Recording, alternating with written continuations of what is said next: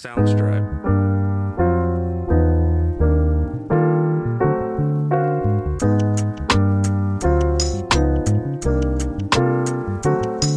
Soundstripe.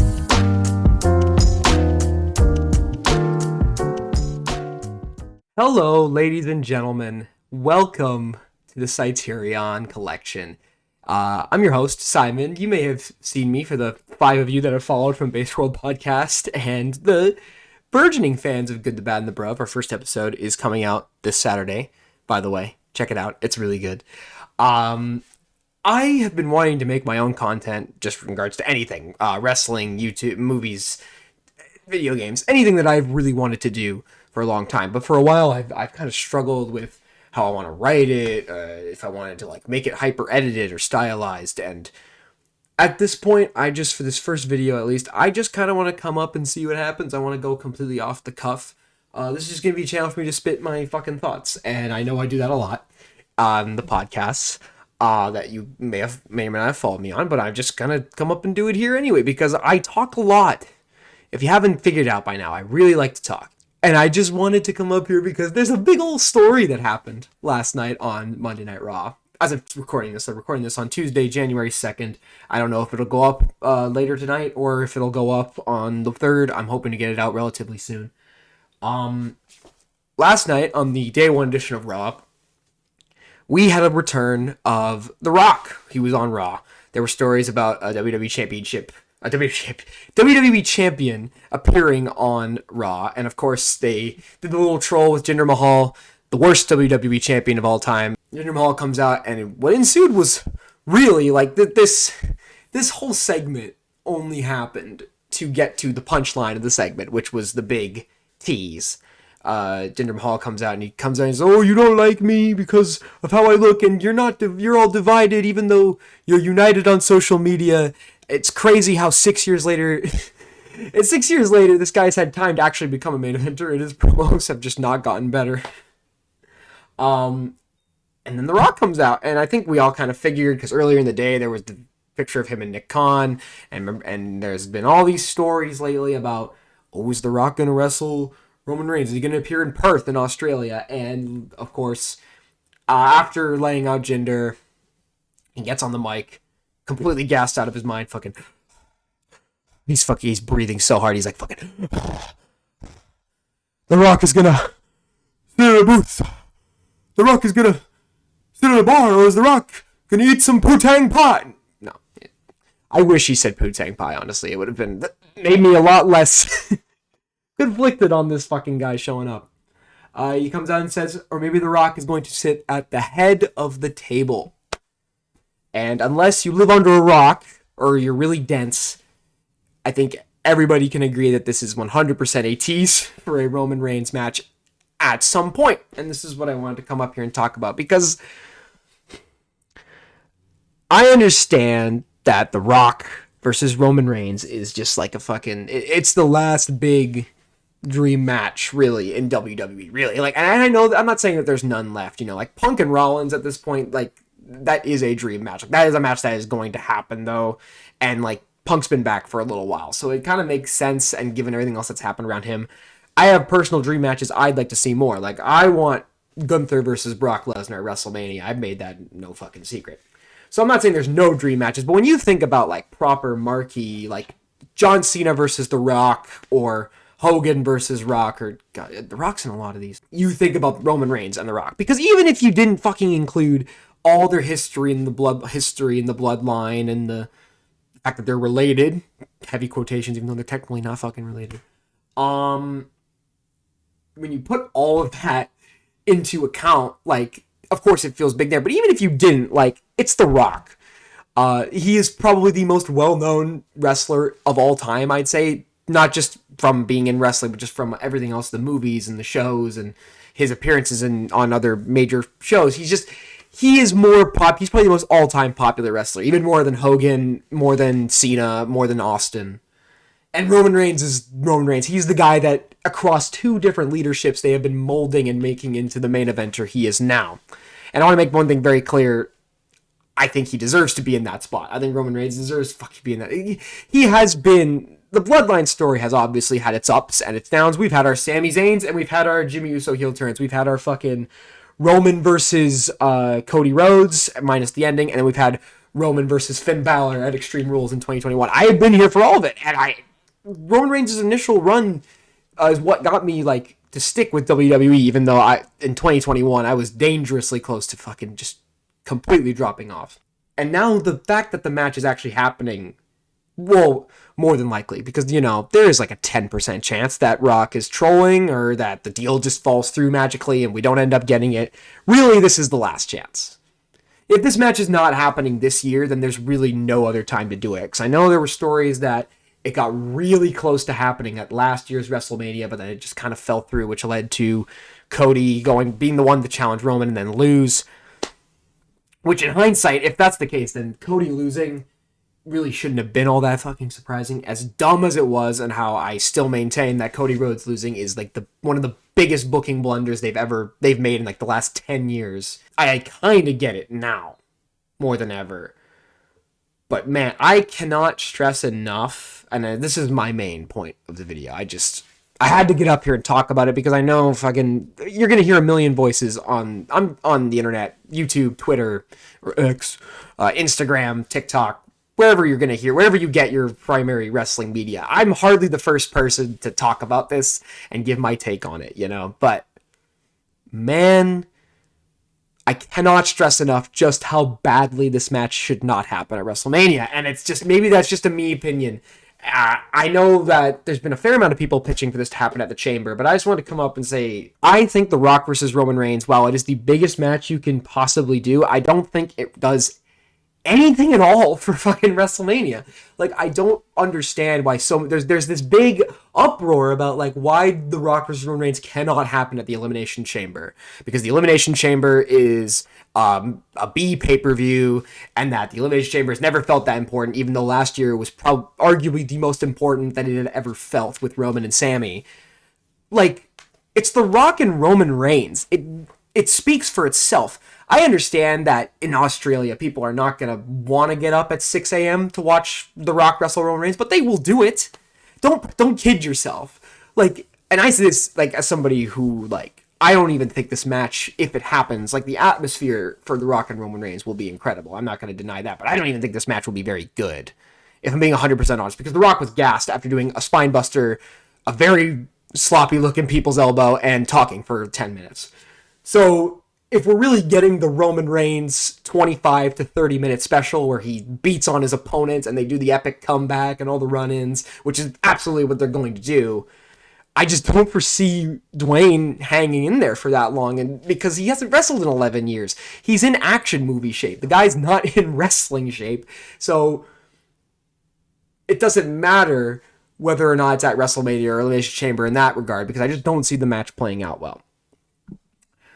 But my point is, I'll still get up and watch it. I think everybody will, because it's The Rock and Roman Reigns. Like, even if, again, like, had they had no connections prior to the Bloodline, if it was just these two big guys, it is like one of the proper biggest matches that they could ever possibly do.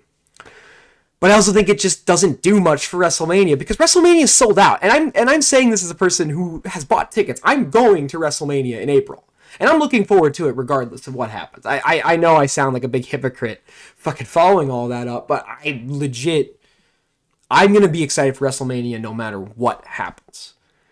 But the truth is, if it's Rock and Roman, my hype for night 2 is kind of displaced in that regard, especially if it's for the championship, which is another option that people have brought up, of Roman Reigns losing the title before WrestleMania. I'll get more into that later, but regardless, it would kind of lessen my hype, because if you do Rock and Roman at any time, really, like Elimination Chamber, WrestleMania, even if they waited till like SummerSlam to do this match properly, you know Roman Reigns is going to win. There's no chance in hell that they are going to build up Roman Reigns for this long. The guy has been world champion for almost 5 years now. Well, 5 separate years total.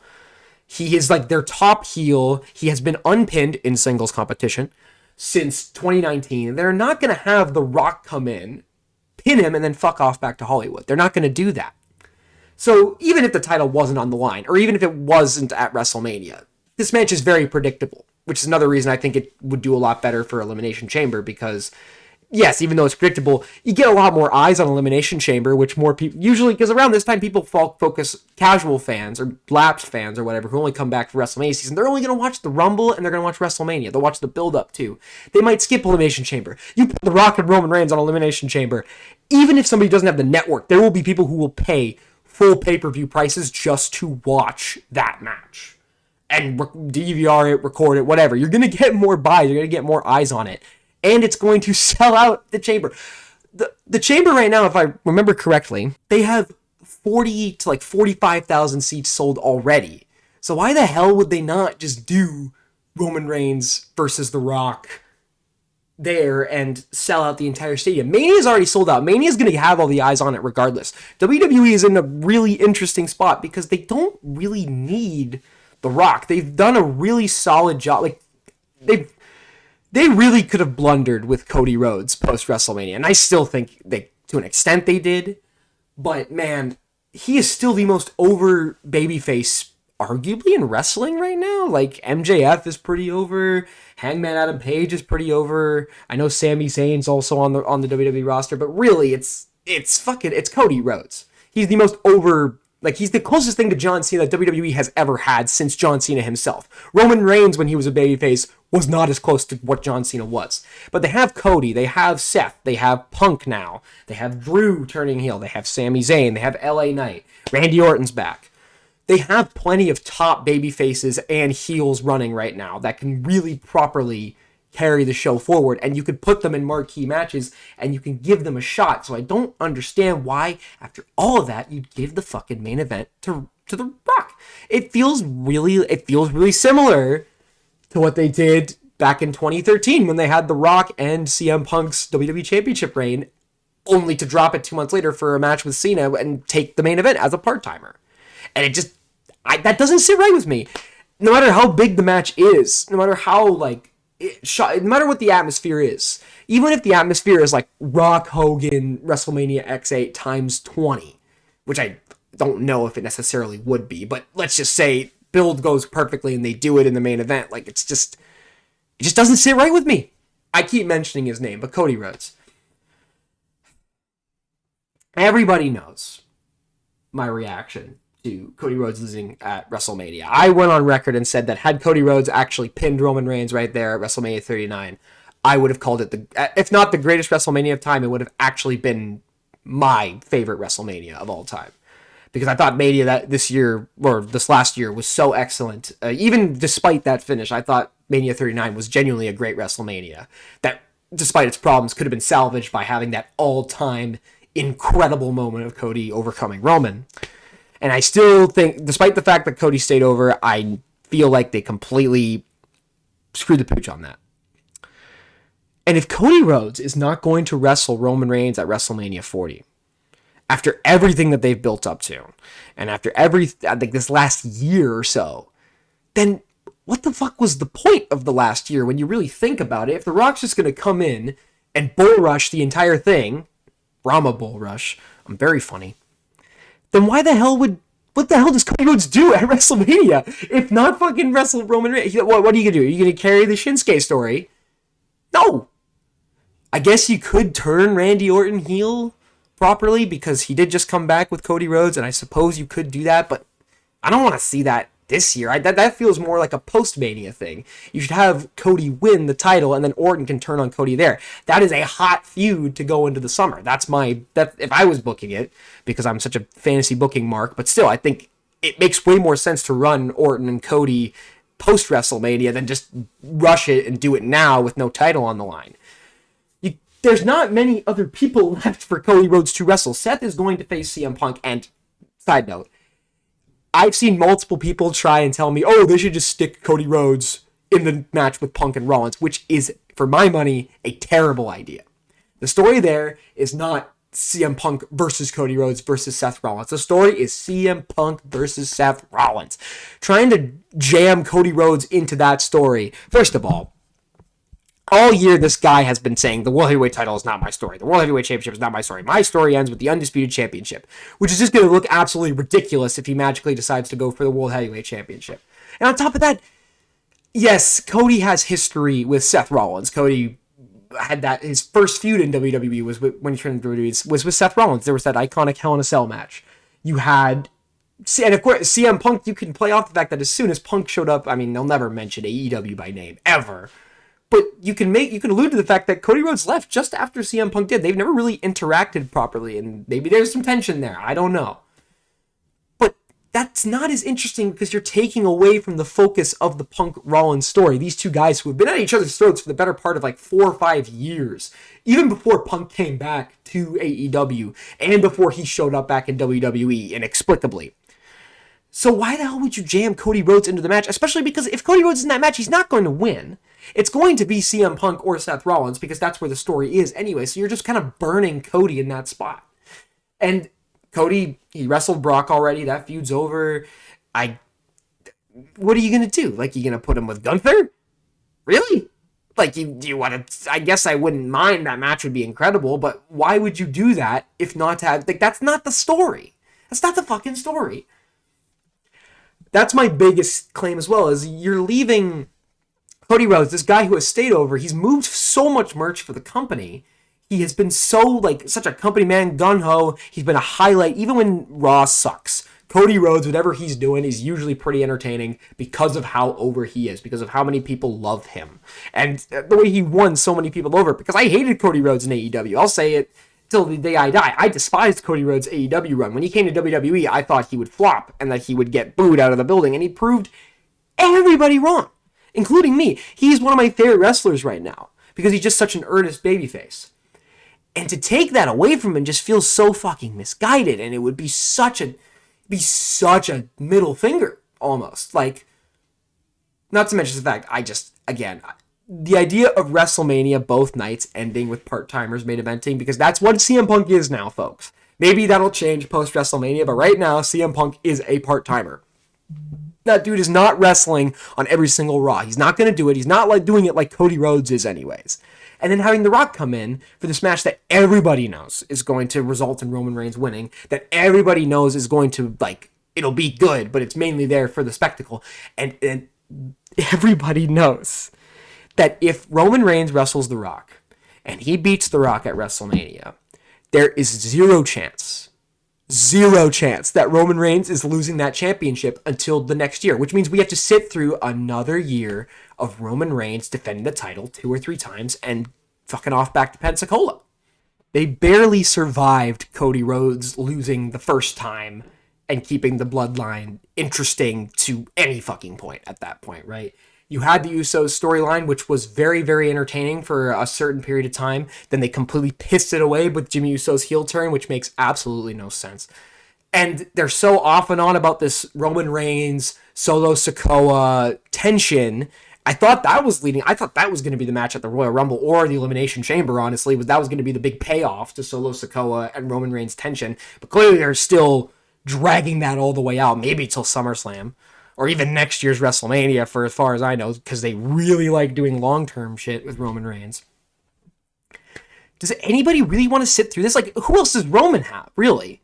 He's probably going to end up wrestling either AJ Styles or Randy Orton at the Royal Rumble. That's a new match. That's a match that he hasn't had since winning the title.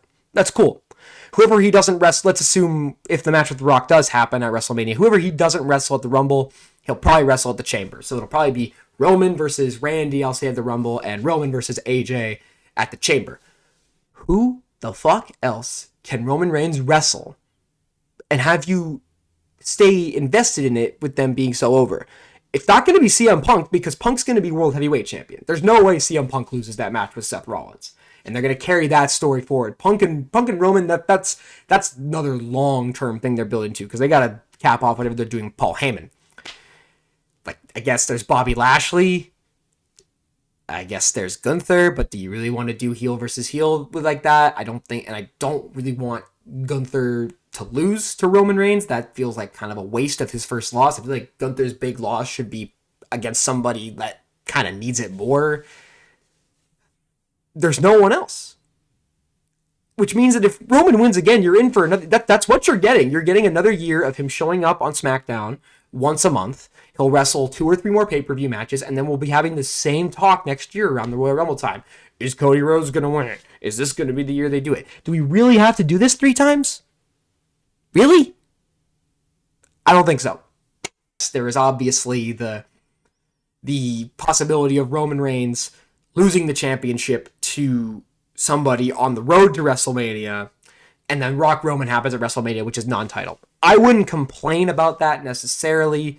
My only thing is, if he's losing the title before WrestleMania, it should be to Cody Rhodes. And if they're going to do that, I feel like you can have Roman can beat, whether it's Orton, AJ, or LA Knight, I guess he's possible, at the Royal Rumble. You have Cody Rhodes in the Royal Rumble. Cody Rhodes comes very close to winning, but he gets tossed out maybe by Solo Sikoa. Maybe Roman himself interferes to get Cody tossed because he doesn't want to wrestle him again at WrestleMania. He's also ignoring The Rock at this point. Then Elimination Chamber, Cody's last chance. It's 70,000 people in that stadium in Perth. It'll feel like a big fight that can main event the entire show. Roman Reigns versus Cody Rhodes 2, WrestleMania rematch. Cody Rhodes, they have remixed a ton of their spots, have a great match. And then The Rock can come out. He lays out Roman. He lays out Roman. Rock lays out Rock. He might have just laid himself out if he didn't fucking take a breath during that damn promo. He lays out Roman with a rock bottom. He walks out. Usos get involved. Some kind of bullshit like that. Cody hits 3 crossroads. Pins Roman Reigns. Wins the championship. Cody walks into WrestleMania as the WWE champion. I suppose that isn't a bad idea. I wouldn't mind it.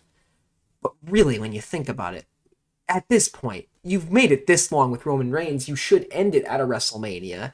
And you don't really want to wait another year to do that at WrestleMania, so, like, I stand firm in believing that Cody versus Roman is the match. And I think it's the best idea possible. I think that it is the most satisfying conclusion to Roman's title run. And I think waiting any longer would be a mistake. Because what if Cody doesn't stay over? What if the Roman Rock match is a disaster? Because Rock hasn't wrestled in 11 years. As I said, this guy was getting blown up for doing really minimal shit. The last time he wrestled was against John Cena at WrestleMania 29, and his body completely broke down less than, 5 minutes into the match. It's a miracle he still worked that match. Do you really want to see that happen again? To the ending of WrestleMania 40? This is a WrestleMania with a 0 on the end of it. This is a huge deal. And on top of that, there's always the tradition about WrestleMania always end. The WrestleManias with zeros always end with our workhorse guys, people who fans just love and they cling to and they really believe in them. So you have Bret Hart at WrestleMania 10. You had the other guy at WrestleMania 20, and then you had Daniel Bryan at WrestleMania 30. Doesn't Cody Rhodes fit that? I think so. I just wanted to get up here and talk about it because y'all know how passionate I am about it, and I wasn't going to come on here and yell and scream and get angry. I do enough of that on the pods. But I just wanted to come up here and speak on that. I personally believe Rock versus Roman is a better chamber match. I don't mind if the match happens there. I really don't. I think it'll be way more fun, and you would get way more eyes on a B pay-per-view than just fucking doing it at WrestleMania and burning it, where it's already going to have eyes on it, so why would you even bother? And Cody Rhodes needs to finish the story. That's my 100% thing. I don't think they should be spinning their wheels with him. That's my end of point there. Thank you for joining me for this first little off the cuff. I hope you enjoyed these minutes of me rambling.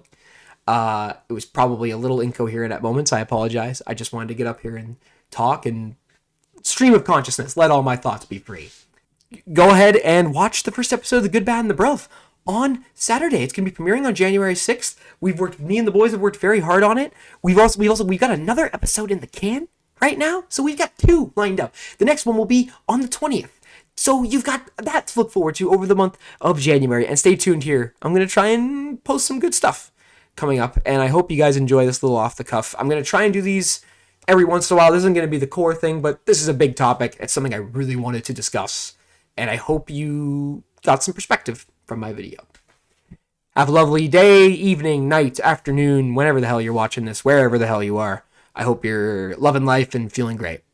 This has been the Criterion Collection. Bye-bye.